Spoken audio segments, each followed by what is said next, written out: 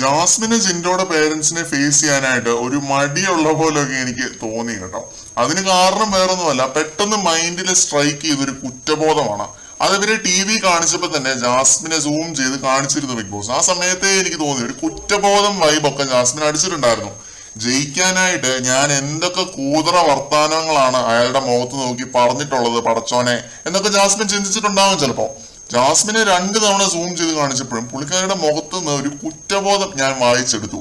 അതുകൊണ്ട് തന്നെ ജിൻഡോയുടെ അപ്പനും അമ്മയ്ക്കും മുഖം കൊടുക്കാതെ കൂടുതലും നന്ദനയുടെ ഫാമിലിയുടെ കൂടെ ആ ഒരു വാഴത്തോട്ടത്തിൽ ഒതുങ്ങി കൂടുന്ന കാഴ്ചയാണ് ഞാൻ ലൈവിൽ കണ്ടത്. ഇപ്പോ ജിൻഡോയുടെ അമ്മ അവിടെ ചെന്നിരുന്നപ്പോ ജാസ്മിന് മിണ്ടാൻ എന്തോ ഒരു ബുദ്ധിമുട്ടുള്ള പോലെയൊക്കെ എനിക്ക് തോന്നി. കഴിഞ്ഞ ആഴ്ച വരുമായിരുന്നുവെങ്കിൽ ശരണ്യനെയും ശ്രീരേഖനെയും കാണാമായിരുന്നു എന്ന് ജിൻഡോയുടെ അമ്മ പറയുന്നുണ്ട്. പിന്നെ റസ്മിൻ ചോദിക്കുന്നുണ്ട് പരിപാടി കാണാറുണ്ടോ, ഇഷ്ടമാണോ, ലൈവാണോ എപ്പിസോഡാണോ കാണാറുള്ളത് എന്നൊക്കെ ചോദിക്കുന്നുണ്ട്. അപ്പൊ അമ്മച്ചി പറയുന്നുണ്ട് ലൈവും കാണും എപ്പിസോഡും കാണും എല്ലാം കാണുമെന്ന്, നമ്മളെ പോലെയാണ്.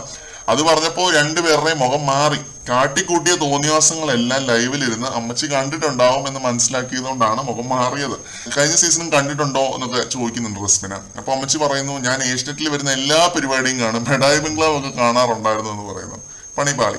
രണ്ടുപേരും ഒരു ആറ്റിറ്റ്യൂഡ് ഇട്ടിട്ടാണ് സംസാരിക്കുന്നത്. കാരണം ഉള്ളിന്റെ ഉള്ളില് കുറ്റബോധമാണ്. ജയിക്കാനായിട്ട് കാട്ടിക്കൂട്ടിയ തോന്നിയാസങ്ങളും പറഞ്ഞ കൂതറ വർത്താനങ്ങളും അപമാനിക്കലും വർണ്ണ വിവേചനവും പിന്നെ അടിച്ചേൽപ്പിച്ച് ജോലി ചെയ്യിപ്പിച്ചതും ഇതൊക്കെ വേട്ടയാടുന്നുണ്ട് രണ്ടുപേരെയും. അത് ഇല്ലാന്ന് ആർക്കെങ്കിലും പറയാൻ പറ്റും. ഇവർ അന്തം ഫാൻസ് പോലും പറയത്തില്ല ചെയ്തിട്ടില്ല എന്നുള്ളൊരു കാര്യം. അതുകൊണ്ടാണ് ഓപ്പൺ ആയിട്ട് ജിൻഡോയുടെ അമ്മച്ചിയോട് മിണ്ടാൻ പറ്റാത്തത് രണ്ടുപേർക്കും. ജിൻഡോ ക്ലിയർ ആണ്, എല്ലാവരുടെയും അടുത്ത് ജിൻഡോ ക്ലിയർ ആണ്, ട്രാൻസ്പെറന്റ് ആണ്. അതുകൊണ്ടാണ് പുള്ളി മിണ്ടുന്നത്.